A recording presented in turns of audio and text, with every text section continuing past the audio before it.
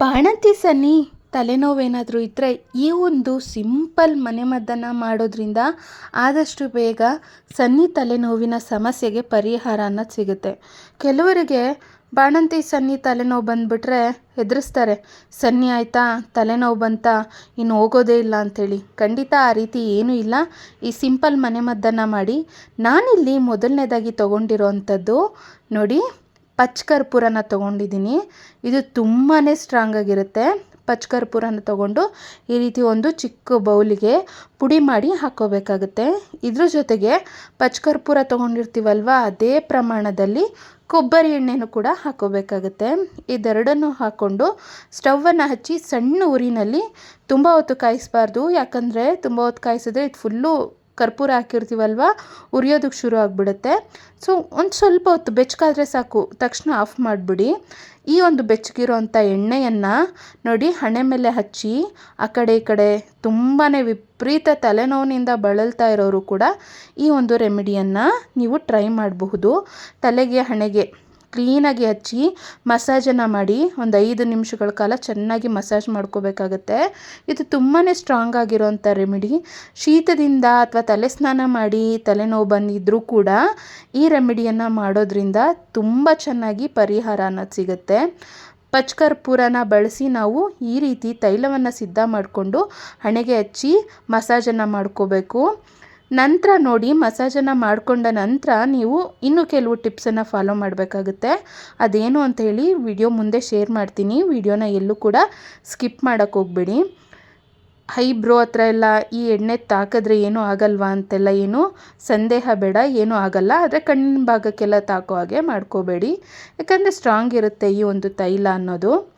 ಇವಾಗ ಅದೇ ಎಣ್ಣೆ ಬೆಚ್ಚಗಿರುತ್ತಲ್ವ, ಆವಾಗ ನೆತ್ತಿ ಮೇಲೂ ಕೂಡ ಹಾಕಿ ಲೈಟಾಗಿ ಮಸಾಜನ್ನು ಮಾಡ್ಕೊಳ್ಳಿ.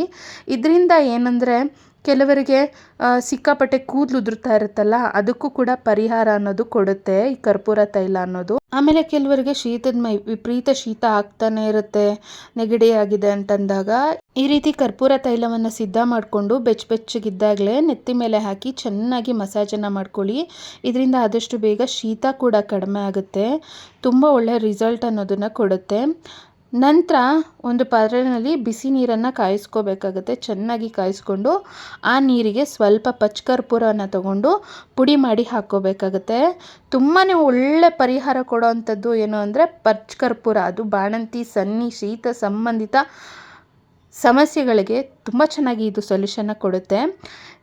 ನೀರಿಗೆ, ಬಿಸಿ ನೀರಿಗೆ ಪಚ್ಕರ್ಪೂರನ ಹಾಕಿದ್ಮೇಲೆ ನೋಡಿ ಈ ರೀತಿ ಬೆಡ್ಶೀಟನ್ನು ತಗೊಂಡು ಚೆನ್ನಾಗಿ ಸ್ಟೀಮ್ ಮಾಡಬೇಕಾಗುತ್ತೆ. ಈ ಸ್ಟೀಮ್ ಮಾಡೋದ್ರಿಂದ ನಿಮ್ಮ ತಲೆನೋವಿಗೆ ತುಂಬ ಬೇಗ ರಿಲೀಫ್ ಅನ್ನೋದು ಸಿಗುತ್ತೆ. ಅದ್ರ ಜೊತೆಗೆ ಕೋಲ್ಡ್ ಆಗಿದ್ರೂ ಕೂಡ ಬೇಗ ಕಡಿಮೆ ಆಗುತ್ತೆ. ನಿಮ್ಮ ಹತ್ರ ಪಚ್ಕರ್ಪೂರ ಇಲ್ಲ ಅಂತಂದರೆ ನೀವು ಆಪ್ಷನಲ್ ಬೇಕಾದರೆ ನೋಡಿ, ಬಿಸಿ ನೀರಿಗೆ 1-2 ತೊಟ್ಟು ನೀಲಗಿರಿ ತೈಲ ಅಂತೇಳಿ ಸಿಗುತ್ತಲ್ವ, ನೀಲಗಿರಿ ತೈಲನಾದರೂ ಹಾಕಿ ನೀವು ಸ್ಟೀಮನ್ನು ಮಾಡ್ಕೊಳ್ಬೋದು. ಇದರಿಂದ ಕೂಡ ಅಷ್ಟೇ ಬಾಣಂತಿ ಸನ್ನಿ ತಲೆನೋವಿಗೆ ತುಂಬಾ ಒಳ್ಳೆ ರಿಸಲ್ಟನ್ನು ಕೊಡುತ್ತೆ. ನೀಲಗಿರಿ ತೈಲ, ಪಚ್ಕರ್ಪೂರ ಇದನ್ನೆಲ್ಲ ಕೆಲವೊಂದನ್ನು ಬಾಣಂತಿ ಮನೆಯಲ್ಲಿ ಇಟ್ಕೊಂಡಿದ್ರೆ ಒಳ್ಳೆಯದು. ಇದೆಲ್ಲ ತುಂಬ ಮುಖ್ಯ ಆಗುತ್ತೆ. ನೋಡಿ, ಹತ್ತಿನ ತೊಗೊಂಡಿದ್ದೀನಿ. ಹತ್ತಿ ತೊಗೊಂಡು ಹತ್ತಿ ಮೇಲೆ ತುಂಬ ಸ್ಟ್ರಾಂಗ್ ಆಗಿ ಬೇಡ, ಜಾಸ್ತಿ ತೊಗೋಬಾರ್ದು, ಯಾಕಂದರೆ ಇದು ತುಂಬಾ ಸ್ಟ್ರಾಂಗ್ ಆಗಿರುತ್ತೆ. ಒಂದೊಂದು ಹನಿ, ಜಾಸ್ತಿ ತೊಗೋಬಾರ್ದು, ಒಂದೊಂದು ಹನಿ ಆಗೋಷ್ಟು ನೀಲಗಿರಿ ತೈಲವನ್ನು ಹಾಕ್ಕೊಳ್ತಾ ಇದ್ದೀನಿ. ನೀಲಗಿರಿ ತೈಲನ ಹಾಕ್ಕೊಂಡು ಈ ರೀತಿ ಚಿಕ್ಕದಾಗಿ ಕಾಟನ್ ಬಾಲನ್ನು ಸಿದ್ಧ ಮಾಡಿಕೊಂಡು ಇದನ್ನು ಕೆಲವರಿಗೆ ಬಾಣಂತಿ ಟೈಮಲ್ಲಿ ಕಿವಿ ಗುಯ್ ಅನ್ನೋದು, ವಿಪರೀತ ತಲೆಭಾರ ಎಲ್ಲ ಆಗಿರುತ್ತೆ ಶೀತದಿಂದ, ಈ ಥರ ಎಲ್ಲ ಆಗುತ್ತೆ ಅಂತಂದರೆ ಹತ್ತಿನಲ್ಲಿ ನೀಲಗಿರಿ ತೈಲನ ಹಾಕಿ ಜಸ್ಟ್ ಹೀಗೆ ಚಿಕ್ಕ ಬಾಲಾಗಿ ಸಿದ್ಧ ಮಾಡಿಕೊಂಡು ಇದನ್ನು ಕಿವಿಗಳಿಗೆ ಇಟ್ಕೊಳ್ಳಿ. ರಾತ್ರಿ ಮಲಗೋದಕ್ಕಿಂತ ಮೊದಲು ನೀವು ಈ ಎಲ್ಲ ಟಿಪ್ಸನ್ನು ಫಾಲೋ ಮಾಡಿ. ತಲೆಗೆ ಕರ್ಪೂರ ತೈಲವನ್ನು ಹಚ್ಕೊಳ್ಳೋದು, ಜೊತೆಗೆ ನೆತ್ತಿ ಮೇಲೆ ಕರ್ಪೂರ ತೈಲವನ್ನು ಹಾಕ್ಕೊಳ್ಳೋದು, ಜೊತೆಗೆ ಈ ರೀತಿ ನೀಲಗಿರಿ ತೈಲನ ಬಳಸಿ ಕಿವಿಗೆ ಇದನ್ನು ಇಟ್ಕೊಂಡು ನೋಡಿ, ಆದಷ್ಟು ಬೇಗ ಸನ್ನಿ ತಲೆನೋವಿನ ಸಮಸ್ಯೆಗೆ ಪರಿಹಾರ ಅನ್ನೋದು ಸಿಗುತ್ತೆ. ಇದೆಲ್ಲದರ ಜೊತೆಗೆ ಮುಖ್ಯವಾಗಿ ಬಾಣಂತಿ ತಾಯಿಯರು ಚೆನ್ನಾಗಿ ನಿದ್ದೆ ಮಾಡೋದು ಕೂಡ ತುಂಬ ಮುಖ್ಯ. ವಿಡಿಯೋ ಇಷ್ಟ ಆದರೆ ಲೈಕ್ ಕೊಟ್ಟು ಶೇರ್ ಮಾಡಿ. Thank you all.